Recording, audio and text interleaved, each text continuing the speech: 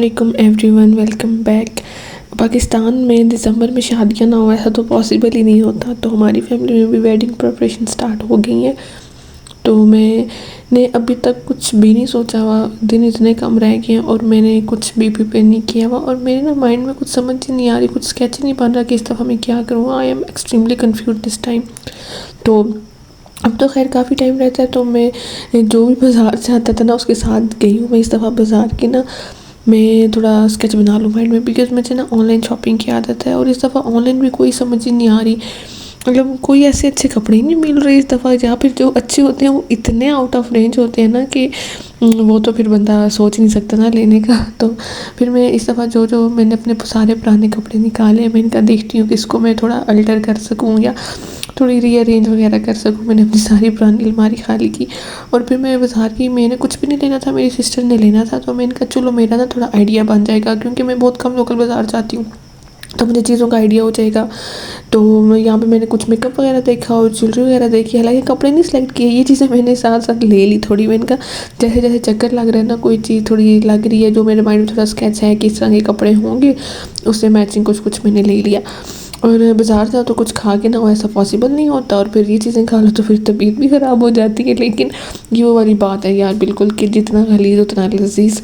मुझे इस तरह की चीज़ें पहले बिल्कुल नहीं पसंद थी और अब मुझे इस तरह की चीज़ें इतनी अट्रैक्ट करती हैं ना कि मैं जब भी बाज़ार जाऊँ ना एक ज़रूर लेकर आती हूँ। और ये वाली चीज़ें जैसे ये पतीसा होता है गुड़ का, और ये जो इस ये पिनियाँ बनी हुई हैं तिलों वाली, ये भी बड़ी मज़े की थी। ये गुड़ की नहीं थी, चीनी की थी, but taste was very amazing.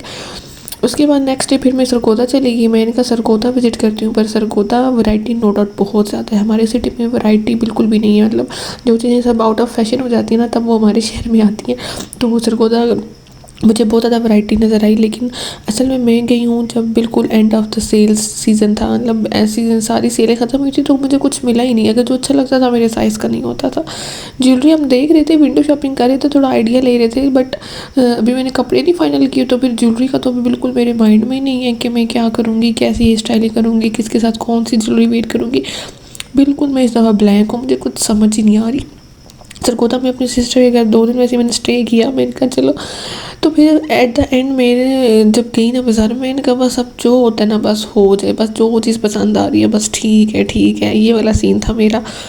यहाँ हम अपने भांजे को लेने गए हुए थे, तो मेरी सिस्टर उसको अंदर ड्रॉप करने गई। मैं देखी थी कि यहाँ पे ना कुछ लोग बैठे हुए थे और वो इतने मज़े से, बड़ी एज के लोग थे, अपनी बातों में गुम थे। और वैसे ना इस तरह के लोग होने चाहिए आपके साथ, जो जिनके साथ बैठ के आप हर चीज़ भूल जाते हो अपनी लाइफ की। ये भी बड़ी ब्लेसिंग होती है। हम उसके बाद रात को रहमान प्लाजा का चक्कर लगा, हालांकि कोई काम नहीं था या पत्नी था, मुझे याद भी नहीं है। और यहाँ पे ना बड़ी क्यूट एसेसरीज थी, इतनी क्यूट थी यार, मेरा इतना दिल किया ले लूँ। फिर मैंने कहा क्या करने, लेके जब यूज़ नहीं करनी, एक चीज़ का जब टाइम गुजर जाता है ना, उसके बाद वो चीज़ मिल भी जाए ना, उसकी वो शायद वो बात नहीं रहती। ये बिल्कुल वो वाली बात थी जैसे मीम्स बने हुए होते हैं ना कि where is adult money goes, के समटाइम हम ऐसे बच्चों वाली चीज़ें लेने का दिल कर रहा होता है जो हमने अपने बचपन में देखी हुई होती हैं। ये स्टार पिन इतनी वायरल हुई हुई है आजकल, जिस बच्चे के सर पे देखो ये वाली पिन्स लगी हुई होती हैं, बट इट्स सो क्यूट। पर अब क्या फ़ायदा लेने का भी।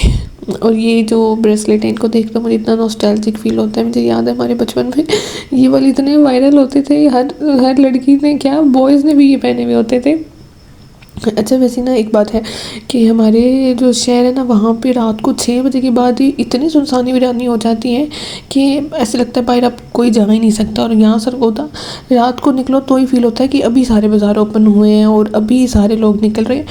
सारा कपड़ों का और लेसेस वगैरह का काम हो गया था, उसके बाद सिर्फ डाई वाला काम रह गया था। यहाँ पे पता नहीं क्यों डाई वाले से इतनी बहस हो रही है।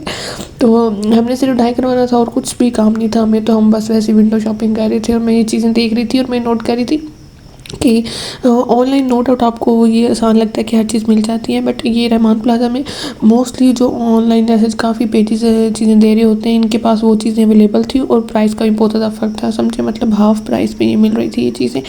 मतलब काफ़ी ज़्यादा फ़र्क है। अगर आपने कोई चीज़ लेनी हो ना, अगर आप लोकल बाज़ार जा सकते हो ना, तो आपको चीज़ बहुत ज़्यादा रीज़नेबल पड़ेगी। खैर मेरी वीडियो अगर आपने लाइक नहीं की तो ज़रूर लाइक करें और मुझे कमेंट करके बताओ कौन सरगोदा या सरगोदा के किसी पास एरिया से देख रहे हैं। और अब मैं अपनी सारी शॉपिंग भी आपको दिखाऊंगी और सारे में कोशिश करूंगी अपनी जो सारी लुक्स हैं वो भी क्रिएट करके दिखाऊं। So stay tuned and do subscribe my channel. और जब भी सर्दियों में आप कहीं से भी बाहर से आओ ना, दिल करता है चाय पियो, सुबह शाम दिन को। सर्दियों में तो बस ये चाय चाय ही हो रही होती है। और हमारी फैमिली में तो चाय का हर कोई दीवाना है।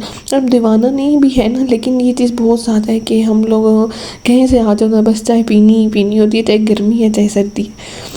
और मुझे बहुत ज़्यादा, ये तो नहीं है कि मुझे बहुत ज़्यादा ऑब्सेशन है, बट मैं सुबह की चाय बिल्कुल मिस नहीं कर सकती। मतलब तब बहुत ज़्यादा क्रेविंग हो रही होती है, तो सुबह की जो चाय होती है ना, बहुत बहुत ज़रूरी होती है। मतलब दिन स्टार्ट ही ऐसा लगता है तब। और